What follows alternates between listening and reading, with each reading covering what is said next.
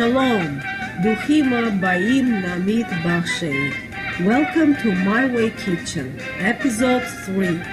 Let me just say that today's menu is Mediterranean but not necessarily Jewish. So don't be confused by the background music or my Yiddish t-shirt. Also, I am shooting these videos all alone and I am not a professional. So I did have some light problems in certain fragments in the former videos, but since I installed the chandelier last week, the light has improved.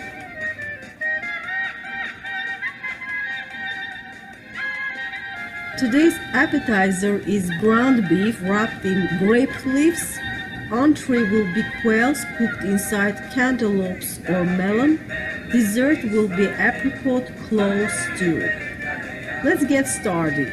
The name of this dish largely varies depending on the claimer. The Greeks name it Dolma, the Turks and Armenians name it Dolma, and the Lebanese name it warak enab. Before making dolma, let me first share my attitude for ground meat. I do not buy ground meat from the stores because I need to know what I'm putting in my mouth. Is that brisket, chop, neck meat, or flat iron?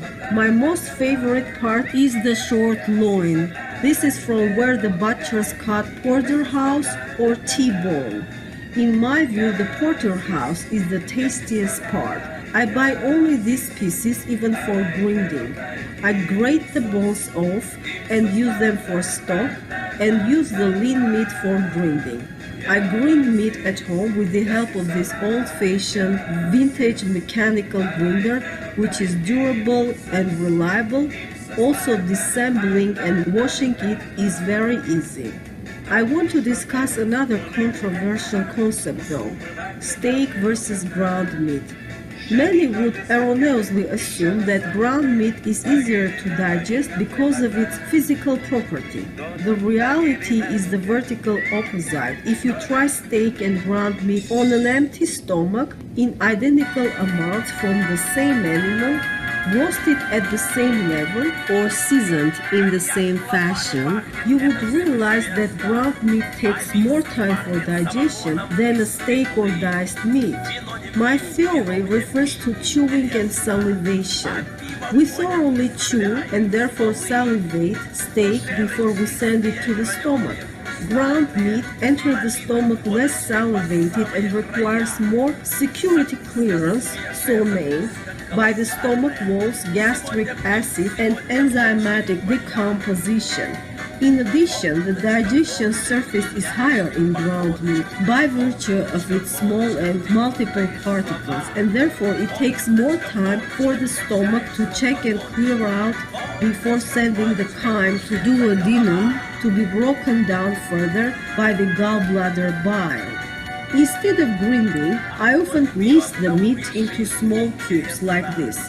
Believe me, those are easier to digest than ground meat.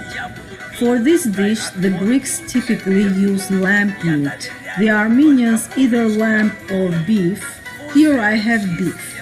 I spice with my trio, black pepper, coriander, and allspice seeds all in one grinder.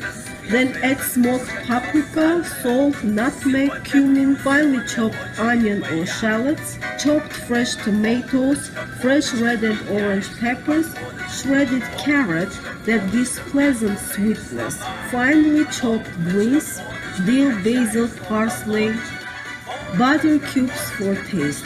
If you do not want to add tomatoes or pepper, you can use mullet for that nutty, rich flavor. At this point, many would add pre-cooked rice.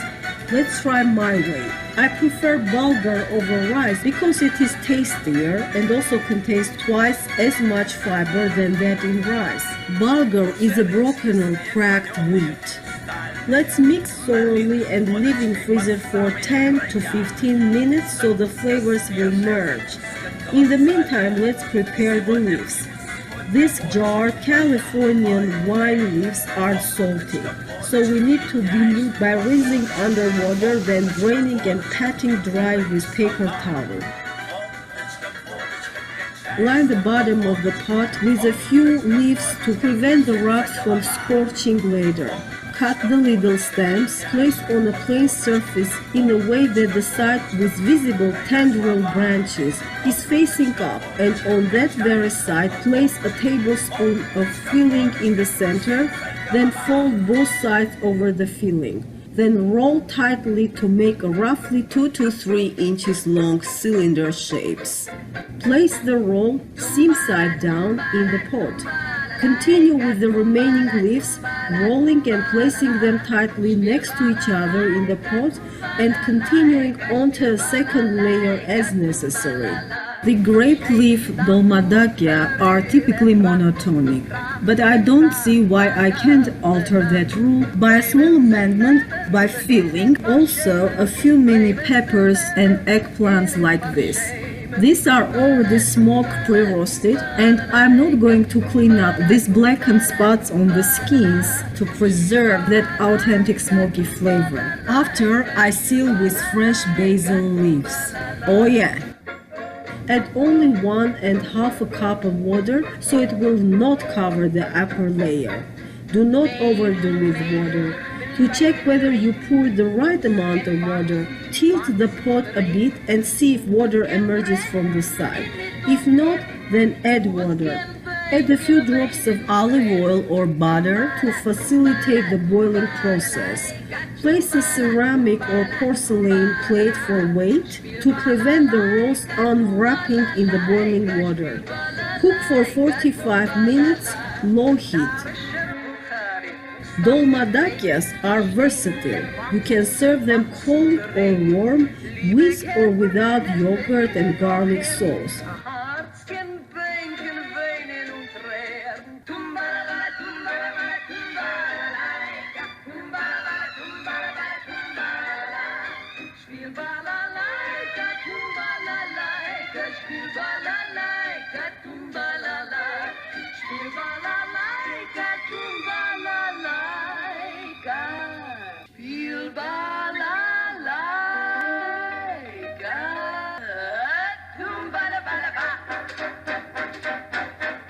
Now the entree, quails cooked inside of melon and watermelon.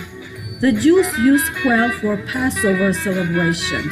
Remember that the Orthodox Jewish Union recognizes only a certain species of quail named Coturnix as kosher. The quail I have is not of that type. What I have here are farm-raised jumbo plantation quails, 6 in a package. Prior to cooking, it's better to marinate the birds overnight. I've already marinated 6 quails with chopped in shallots and garlic in lemon juice. It's always good to saute the birds or even sear both sides on the hot pan before placing them in the oven.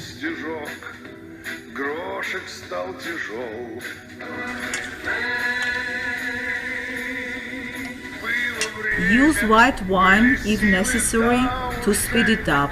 Here I have Chardonnay.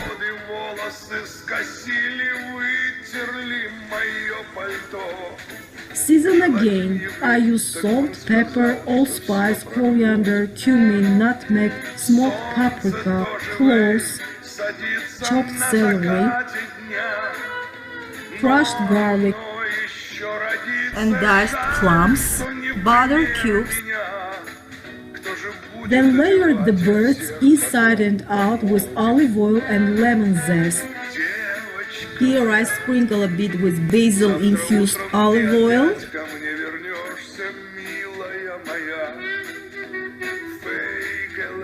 Place the birds in the watermelon, melon or cantaloupe.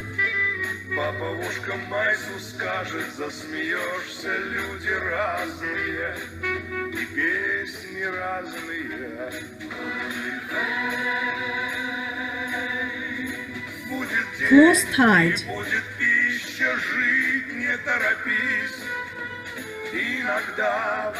Take a pastry brush and rub the surfaces of melon and watermelon with olive oil. Place in the oven for 1 hour. Ready! Look at that!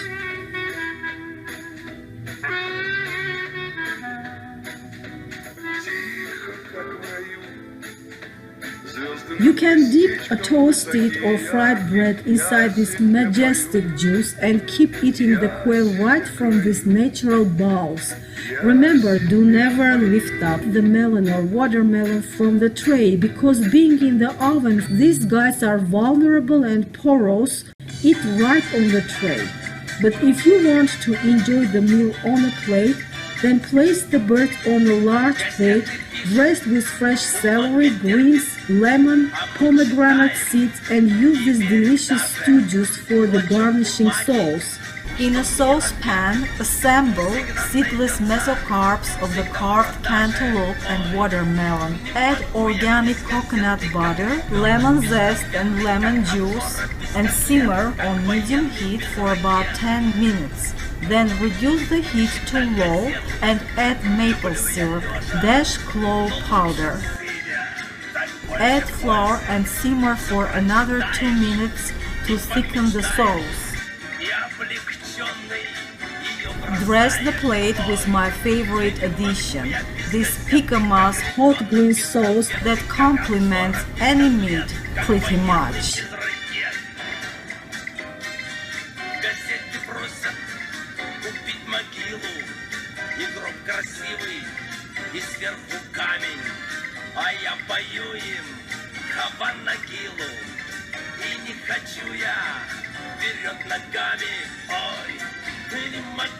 Без газеты, как ребенок без конфеты, как обжора без котлет, как военный без ракет.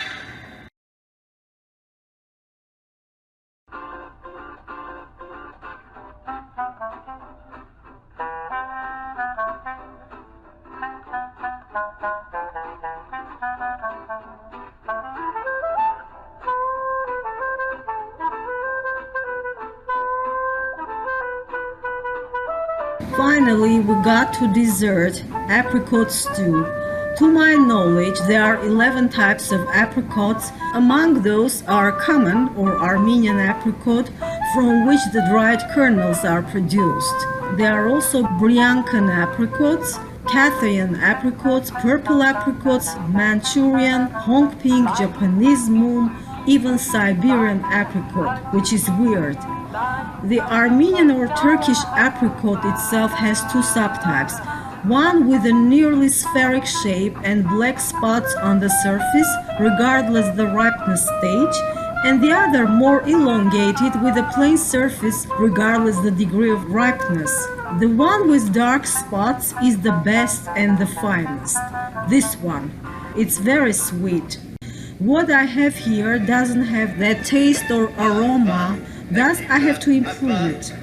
For the stew, I've got 2 pounds of fresh apricots. Kernels or canned apricots are not good for this purpose because of the preservatives applied.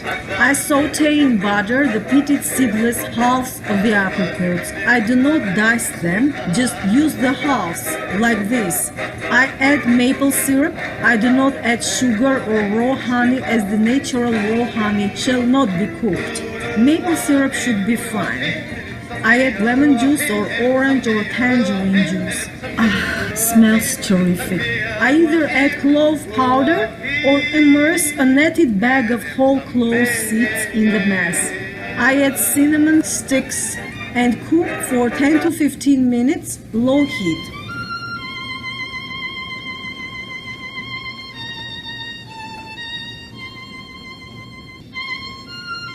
In the last few minutes, I add pre-cooked and skinless almonds or chestnuts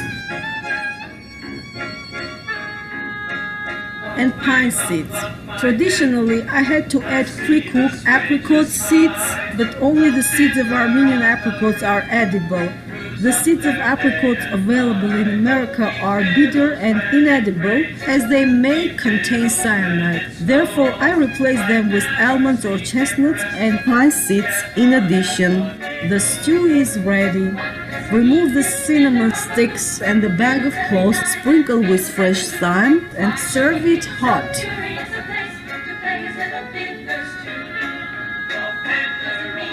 In a matter of few minutes, we made this lovely, potassium-rich, healthy dessert, which I prefer over the silly cakes or cookies. Try and enjoy.